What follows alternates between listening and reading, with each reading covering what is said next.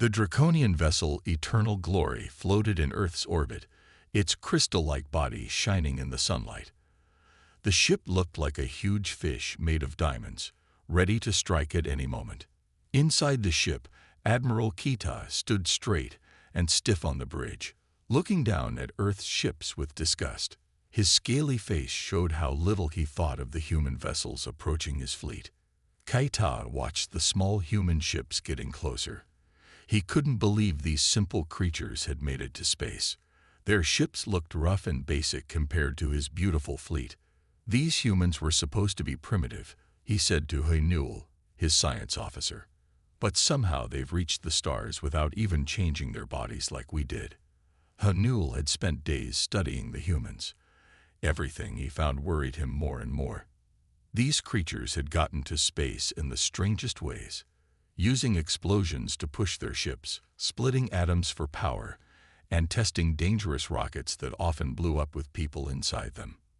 They kept trying even when their ships failed and people died. This made no sense to the Draconians, who always chose the safest path. The time came for the first meeting between humans and Draconians. They chose to meet at a space station called Harmony Point. The human team was led by Ambassador Song Jae-yun. She walked around the station like she was taking a casual stroll in a park. Meanwhile, the Draconians had to wear special masks to breathe. The different air levels and pressures that would have made most species sick didn't bother the humans at all. Things got even stranger during the welcome dinner. Jae-yun ate foods that would kill most aliens without even blinking. She drank cup after cup of a dark drink called coffee.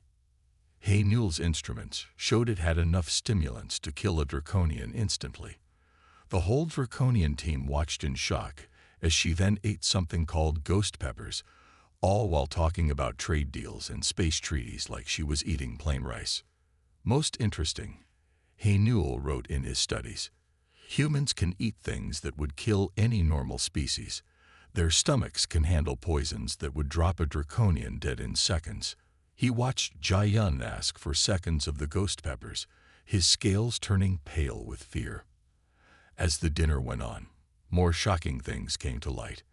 The humans talked about their food like it was normal. They explained how they ate plants that fought back with poison, animals that could kill them, and seeds that could make them sick if prepared wrong. They had turned these dangerous things into delicacies. Kita listened to all this with growing concern. These humans didn't just survive dangers, they seemed to enjoy them. When told that coffee could kill other species, Jae-yun laughed and said, "Oh, that's nothing. Wait until you hear about our spicy food eating contests."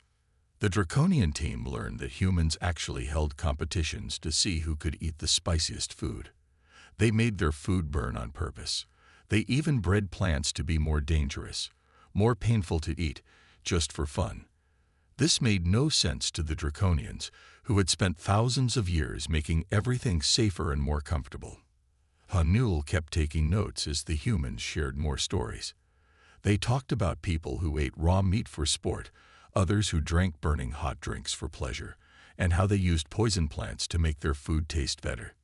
Every new fact made the Draconians more uncomfortable. As the first contact dinner ended, Ki-tae realized that his mission to check on these simple creatures had turned into something much more serious.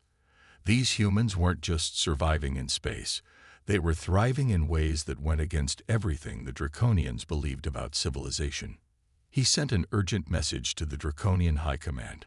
These humans are not what we expected. They don't just endure dangerous things, they seek them out. They turn deadly substances into drinks and snacks. They laugh at dangers that would terrify our bravest warriors. We must rethink everything we assumed about them. As the human team left the dinner, Jae-yun turned to her Draconian hosts with a smile. "Thank you for the lovely meal," she said, patting her stomach. "Though next time, you might want to add some spice. It was all a bit bland." The Draconians could only stare in silence as the humans walked away, already planning their next move in dealing with these strange and fearless creatures. Supreme Commander Jin-ho paced in his private chamber aboard the Draconian flagship, His tail swished back and forth, showing his frustration. The humans had proved harder to handle than expected. But he had a plan, one that had worked for thousands of years against other species. "We will show them our power," he told his officers. "Not with weapons, but with fear. Fear always works." His scaled lips curled into what passed for a smile among his kind. The Draconians had spent centuries learning how to break other species' will without firing a single shot. Their first test came during what seemed like a routine diplomatic meeting. Jin-Ho ordered his engineers to slowly change the temperature in the meeting room. First, they made it burning hot, then freezing cold. These sudden changes had made other alien species beg for mercy in the past. But the humans did something unexpected. Instead of suffering, they appeared to be having fun. Ambassador Jai-Yun took off her formal jacket when it got hot, fanning herself casually while discussing trade agreements. When the temperature dropped below freezing, she and her team simply put their jackets back on and kept talking as if nothing was wrong. After the meeting, Jai-Yun actually sought out Jin-Ho to thank him. "That was wonderful," she said, her eyes bright with enjoyment. "It reminded me of home, going from the sauna straight into an ice bath. Very refreshing. We should do it again sometime." Jin-Ho's scales turned a pale shade of green in shock. No species had ever reacted like this before. He needed a new plan, something more severe. That's when he came up with the idea of the accident. During the human delegation's next trip between stations, Jin-Ho's team secretly disabled their shuttle's power systems. The plan was perfect. The humans would be stuck in space, their life support slowly failing, until they begged the Draconians for help. But once again, the humans surprised them. Lieutenant Min-Ki watched through long-range cameras as the humans calmly handled the crisis. Instead of panicking, they treated it like a puzzle to solve. They took apart their spacesuits to use the parts. They turned their food containers into tools. They even managed to hook up their coffee maker to power essential systems. "Sir," Min-Ki reported, his voice shaking, "they're telling jokes and singing songs while they work. They're calling it a team-building exercise." He couldn't believe what he was seeing through his monitors. The humans not only survived their 3 days stranded in space, they thrived. They fixed their shuttle using pieces of their storage containers and bits of their entertainment systems. They turned their emergency supplies into a small garden. They even found a way to make their engines work better than before. When rescue finally arrived, the human team seemed disappointed. "We were just about to set up a movie night," one of them said. "We found a way to project videos onto the shuttle wall using parts from our broken coffee maker." Jin-Ho received the full report in his command center, his claws leaving marks on his metal desk as he read. The humans had turned their emergency rations into what they called a space picnic. They had held contests to see who could float the longest without getting sick. They had even started writing a song about their adventure. "These creatures," Min-Ki said during his report, "they don't just handle problems. They turn them into games. They make fun out of fear. How do we frighten a species that laughs at danger?" The final insult came when Ambassador Jai-Yun filed an official message to the Draconian command. Instead of a complaint, it was a thank you note. "Your surprise emergency training exercise was most educational," she wrote. "Though next time, you might want to make it more challenging. Perhaps you could add some space pirates or a small asteroid field." Jin-Ho read the message 7 times, unable to believe his eyes. His perfect plan hadn't just failed. It had backfired completely. The humans were now asking for more difficult challenges, treating deadly situations like entertainment. He called an emergency meeting with his advisors. "We need to understand these humans better," he said, his voice grave. "They take our worst punishments and turn them into adventures.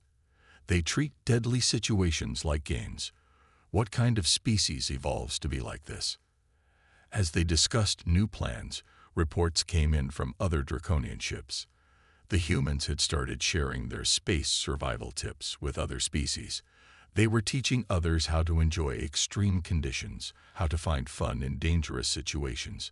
They were spreading their strange ideas throughout the galaxy. Jin-Ho looked out at the stars from his command window, feeling something he hadn't felt in centuries: doubt. The Draconian Empire had always relied on fear to maintain control. But how do you control a species that simply doesn't know how to be afraid? He needed a new plan, and he needed it fast, before these humans changed everything the Empire had built over thousands of years. Dr. Haynewell sat in his lab, his scaled hands shaking as he read the latest test results. The more he learned about humans, the less sense they made. His research team had spent weeks studying human biology, and each new discovery was more frightening than the last. A human worker had cut herself in the station's garden yesterday. Instead of dying from blood loss like any sensible species would, she had simply wrapped a cloth around her hand and kept working. When Haynewell tried to send her to medical care, she laughed and said it was just a scratch. Just a scratch. Haynewell muttered to himself, reviewing the blood loss data. She lost enough blood to kill a small Draconian, and she called it a scratch. He added this to his growing list of human oddities. The bone-healing discovery had come next. A human engineer broke his arm during repairs. Instead of replacing the limb like civilized species would, the humans simply put the bones back together and waited. Even more shocking, the bones grew back stronger than before. They get stronger from being broken, Haynewell reported to the council. The scaled faces around the table turned pale at this news. Their bodies don't just heal, they improve from damage. But the strangest thing wasn't their physical abilities. Haynewell's team discovered that humans formed emotional attachments to everything around them. They gave names to their ships, talked to their plants, and treated machines like pets. "Watch this," Haynewell told his assistant, playing a recording. In it, a human engineer patted a broken engine and spoke to it softly, calling it baby and promising to make it feel better.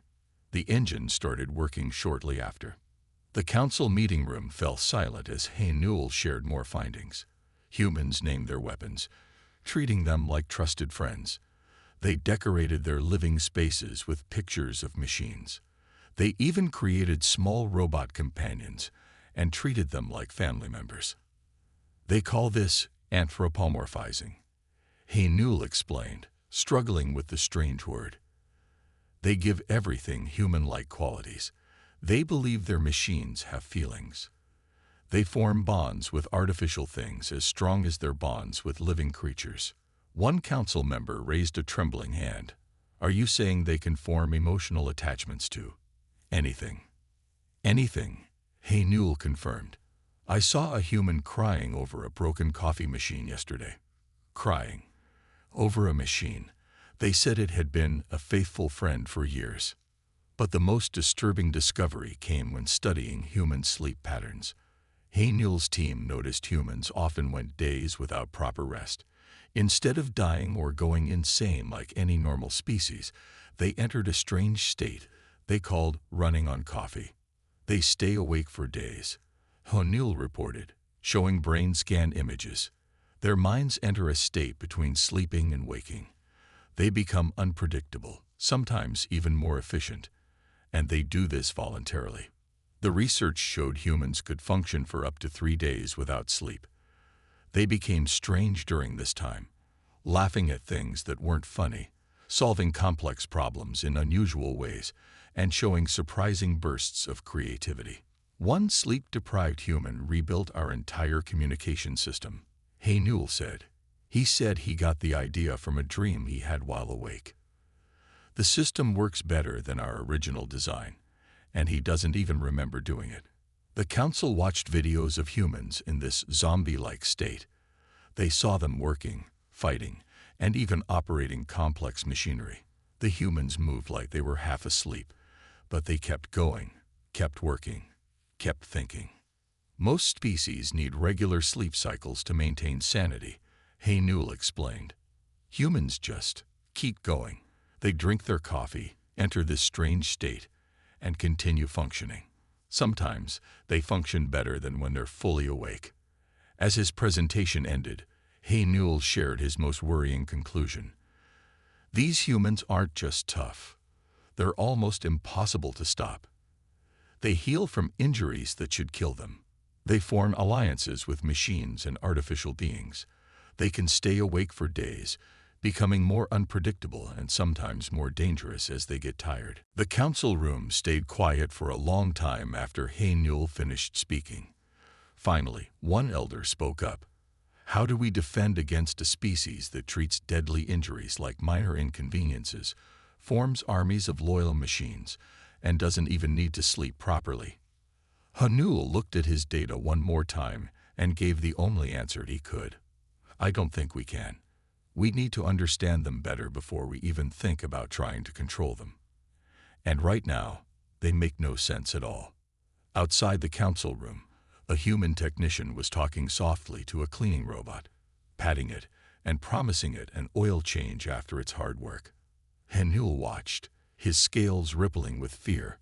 What kind of species had they discovered? And what would they do next? The crash on Nexus VI happened during what should have been a routine patrol. Both the human exploration vessel, Star Wanderer, and the Draconian warship Scales Pride went down during a magnetic storm. The ships landed miles apart on a planet known for its deadly weather and even deadlier wildlife. Commander Jaho stood in the wreckage of his ship, watching his crew shiver in the freezing morning air. The temperature had dropped to levels that made his scales crack. The local animals, massive creatures with too many teeth, howled in the distance. His team had managed to save some emergency supplies, but their shelter was failing against the harsh winds. Then he saw them coming. The humans walked through the icy wind like they were taking a stroll in a park. They carried makeshift spears and wore clothes made from local plants. Leading them was Captain Lee Hillary, who smiled and waved as if they weren't all stranded on a death world. Thought you might want to join us, Hillary said, gesturing to a valley behind her. We found a better spot, more sheltered. The big-toothed beasts don't go there much.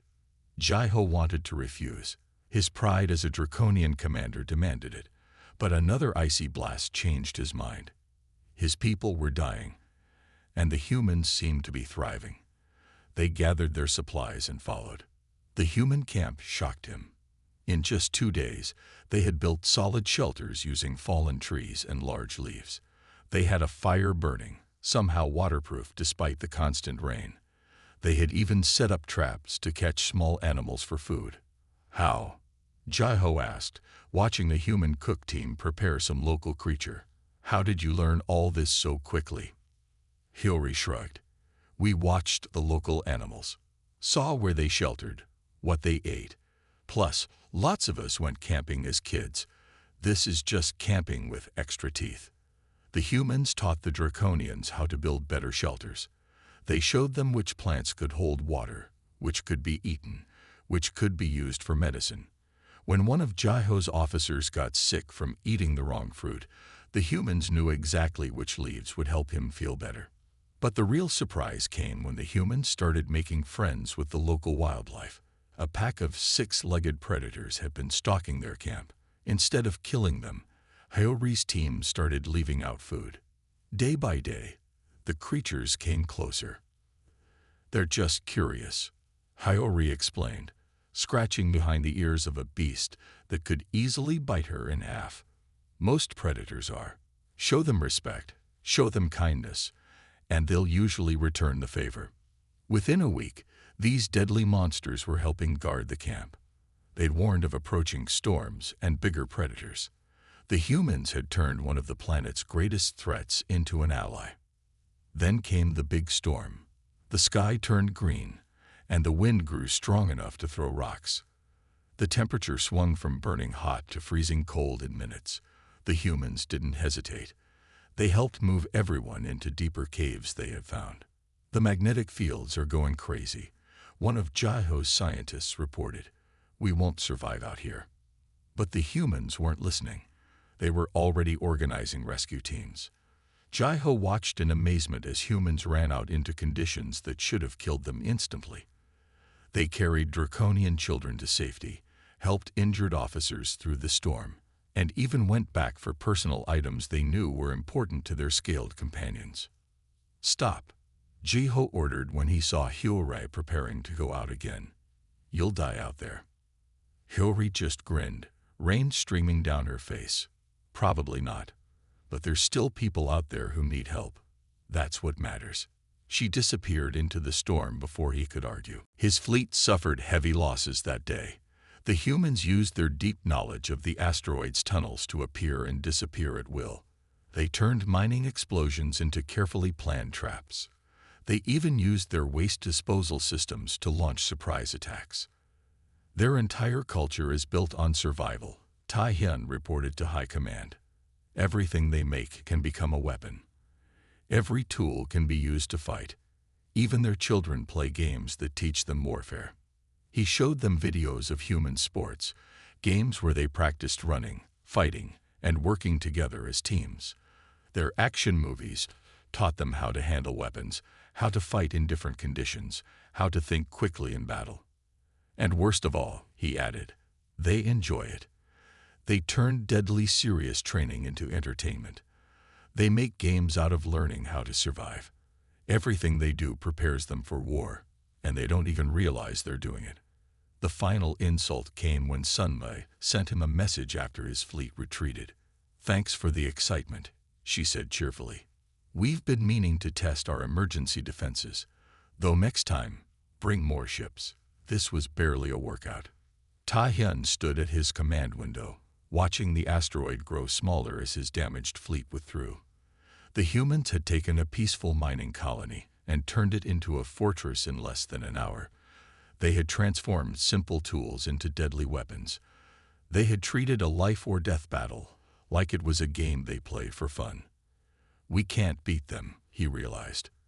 How do you defeat an enemy that spends its whole life preparing for war without even knowing it? How do you fight people who turn everything into a weapon and treat every battle like an exciting challenge? As his fleet limped home, he thought about everything he'd learned. The humans hadn't just survived their harsh world, they had thrived in it. They had turned the need to fight and survive into an art form, into entertainment, into games. And now, they were teaching his own people how to do the same thing. The Empire would need to rethink everything they knew about warfare, because these humans didn't just fight. They turned fighting into fun, and that made them more dangerous than any enemy the Draconians had ever faced before. Grand Admiral Sungmin stood proudly on his command bridge as his massive fleet approached New Seoul. The human colony hung in space like a shining jewel, its defense fleet looking tiny compared to his armada. Victory would be swift and by the book, just as all Draconian victories were supposed to be. "Send the standard warning," he ordered. "Give them one chance to surrender." He expected the humans to give up when they saw his 1,000 ships. No one could stand against such power. The human commander's response was not what he expected. "Sorry," came the cheerful reply from Captain Minji. "We don't feel like surrendering today, but we'll give you one chance to leave." Sungmin laughed and ordered his fleet to attack. That's when things started going wrong. The humans weren't fighting like they were supposed to. They ignored all the proper rules of space combat. Their ships flew in patterns that made no sense, until they worked perfectly. "Sir," his tactical officer shouted, "they're using their garbage disposal units as weapons. They're shooting compressed trash at our ships at high speed." The human ships had turned their waste into deadly projectiles, damaging Draconian sensors and jamming their weapon ports. Then came the cargo containers. The humans had filled them with fuel and simple guidance systems, turning them into cheap but effective missiles. They launched hundreds of them, overwhelming the Draconian defenses with sheer numbers. "This isn't proper warfare," some men complained as another explosion rocked his flagship. The humans were supposed to use proper weapons, fight in proper formations. Instead, they were making up new tactics every minute. The worst shock came when human marines started boarding his ships. They weren't wearing proper space combat armor, just emergency repair suits with tools strapped to them.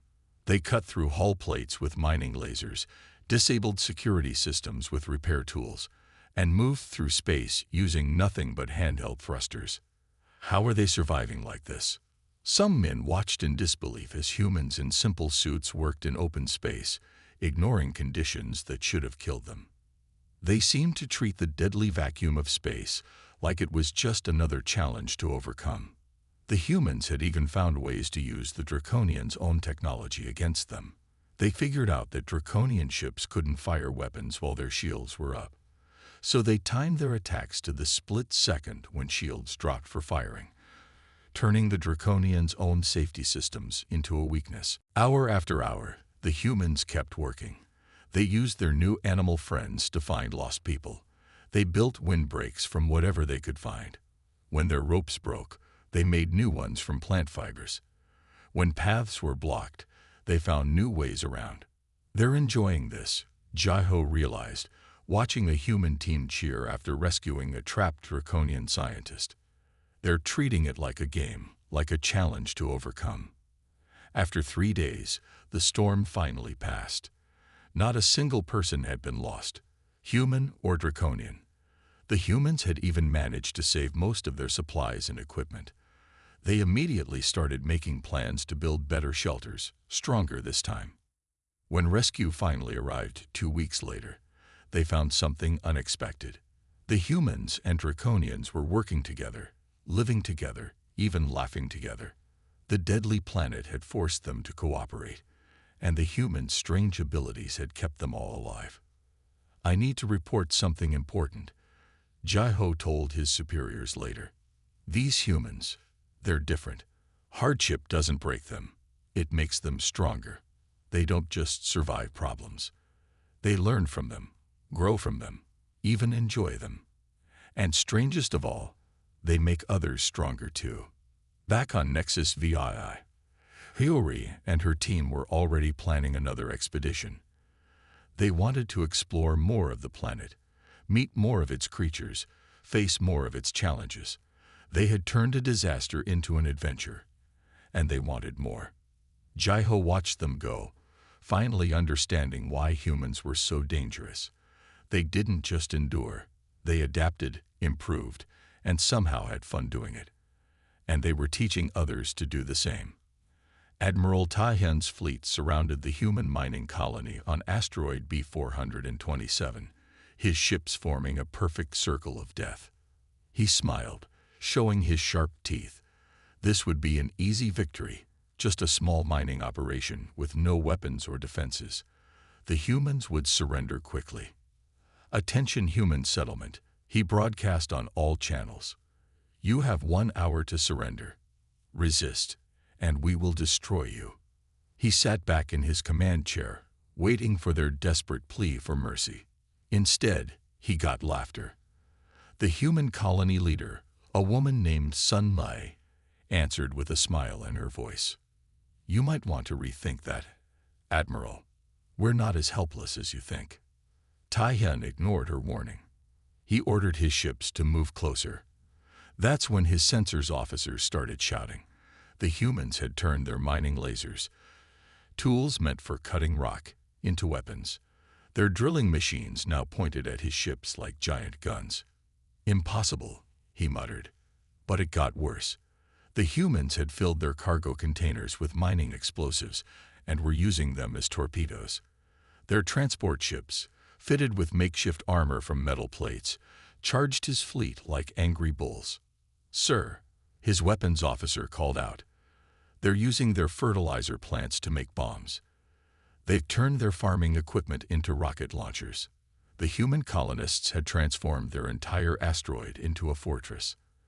Every mining tunnel became a trap, every industrial tool a weapon. Tai-Hyun watched in horror as the humans fought back with things that weren't supposed to be weapons.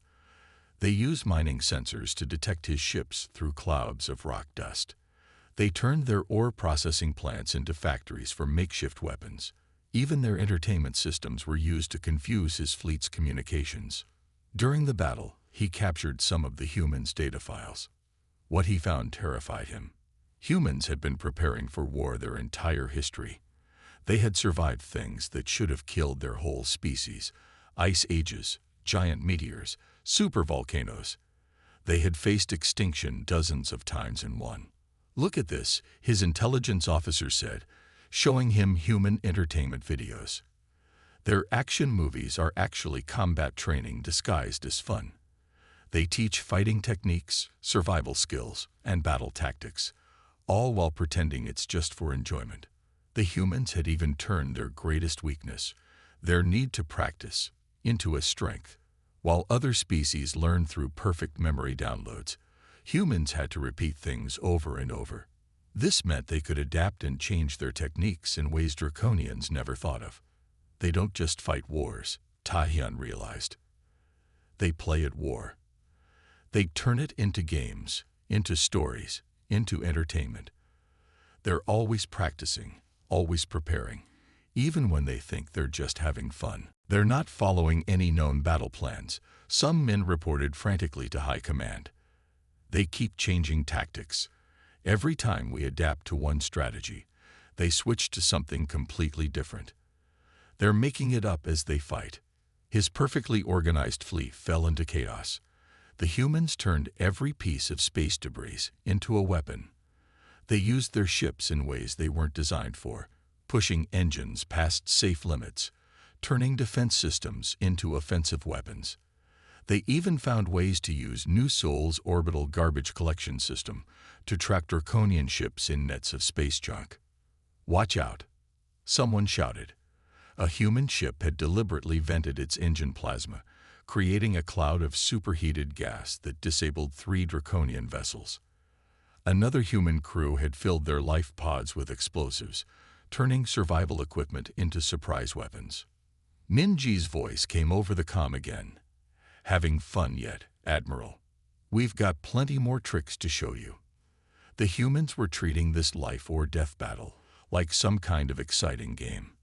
They were enjoying themselves, laughing as they came up with new ways to fight. Some men watched in horror as his perfect fleet fell apart. The humans weren't just fighting. They were innovating, creating, thinking of new solutions in the middle of battle. They transformed every defeat into a new opportunity, every setback into a chance to try something unexpected. "Retreat," he finally ordered, his pride broken. "Retreat before they think of something else." But even the retreat turned into a disaster. The humans had prepared for this, setting up ambushes and traps along the escape routes. They had turned the entire space around New Sol into one giant weapon.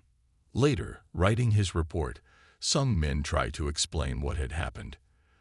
"They don't fight like soldiers," he wrote. "They fight like humans. They ignore proper military doctrine. They use anything and everything as a weapon. They treat deadly serious combat like it's a creative challenge to be solved." He added a final warning. "We can't beat them with normal tactics. They don't care about the right way to fight. They care about winning, about surviving, about protecting their people. And they'll do anything, anything at all, to achieve that goal." The Battle of New Sol became a legend, but not the kind some men had hoped for. It became a story of how a small human colony defeated a massive Draconian fleet by thinking differently, by turning everything into a weapon, by refusing to fight the way they were supposed to fight. And somewhere in the depths of space, Minji and her crews were probably already thinking up new ways to surprise the next Draconian fleet that came their way. Because that's what humans did. They adapted, they created, they survived. And they had fun doing it. The grand halls of New Terra's Peace Center sparkled under artificial sunlight as delegates from across the galaxy gathered for what would become a historic moment. Chancellor Hawan of the Draconian Empire stood tall, his scaled skin reflecting the light as he faced the human delegation. His hands trembled slightly as he prepared to sign the treaty, not from age, but from memories of what these simple humans had proven capable of. The peace conference had been humans' idea, of course. They had suggested New Terra as a neutral location, and in typical human fashion, they had turned the serious diplomatic event into something resembling a celebration. Colorful banners hung from the ceiling, and somewhere in the background, Earth music played softly. Ambassador Jai-yun walked into the hall wearing a t-shirt under her formal diplomatic robes. The shirt bore the words "Proud Space Orc" in bright green letters. Several other human delegates wore similar shirts, treating what should have been a humiliating nickname as a point of pride. HFY noticed some younger Draconians trying to hide their smiles at the sight. "Let's make history together," Jai-yun said warmly, extending her hand to HFY. The gesture seemed friendly, but everyone in the room remembered how those same human hands could rebuild starship engines or turn farming tools into weapons. As HFY prepared his speech, he thought about everything his people had learned about humans. They had started by viewing them as primitive, then as dangerous enemies. Now they had become something even more terrifying: potential friends. "Today," HFY began, "we recognize humanity not just as equals, but as teachers." The words felt strange in his mouth, but they were true. "They have shown us that strength comes in many forms. They have taught us that what we saw as weaknesses, their need to adapt, their constant practice, their strange ways of thinking, were actually their greatest powers." The humans in the audience didn't stand stiffly like proper diplomats. They shifted in their seats, whispered jokes to each other, and some even snacked on those terrifying ghost peppers they loved so much. They treated this historic moment just like they treated everything else, as another chance to do things their own way. "We came to fear humans," HFY continued, "not because of their weapons or their technology, but because of their spirit. They treat deadly situations as challenges to overcome. They turn disasters into opportunities. They make friends with their enemies. And somehow, they make it all look easy." Jai-yun stepped up to sign the treaty first. She used an ancient earth pen, refusing the modern digital scanner. "My great-grandmother used this pen," she explained. "She said it signed her school papers, her marriage certificate, and once she used it to fix a spacecraft's navigation system during an emergency." Humans like to make everything count for something. When both leaders had signed, cheers erupted from the human section. Someone started playing more Earth music, louder this time. Within minutes, the formal peace conference had turned into what humans called a party. They were already teaching Draconian delegates how to dance. "You should join us," Jai-yun told HFY, seeing him watch from the sidelines. "We're even scarier when we're having fun with friends." Her smile held no threat, but her words reminded him of how humans had turned everything, even celebration, into something uniquely their own. HFY's final report to the Draconian High Council was short but powerful. "Humans don't just overcome challenges. They enjoy them. They don't just survive. They thrive. And now that we're their friends, they want to teach us to do the same. May the stars help us all." The term Space Orcs spread across the galaxy, but not as an insult. Humans printed it on clothing, painted it on their ships, and used it in their advertising. "Need something impossible done? Hire a Space Orc" became a common slogan in spaceports. Within months, human teaching centers opened across Draconian space. They taught everything from survival skills to creative thinking, from emergency repairs to what they called thinking outside the box. Most surprisingly, they taught other species how to enjoy challenges, how to find fun in difficult situations. The really interesting part, one Draconian student said after learning human survival techniques, isn't that they can do impossible things. It's that they make you believe you can do them too. As the peace celebration continued late into the night, humans did what they did best. They turned a formal diplomatic event into a chance to make new friends, share stories, and plan new adventures.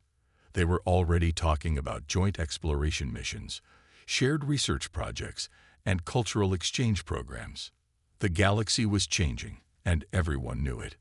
The humans had proven themselves not just survivors or warriors, but teachers and friends. They hadn't just won their place among the stars.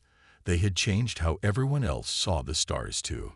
And somewhere in the celebration, a young Draconian officer could be seen wearing a newly acquired Space Orc in Training t-shirt, learning human dance moves, and laughing at the impossible becoming possible. Because that's what humans did best. They made the extraordinary seem normal, and then invited everyone else to join in the fun.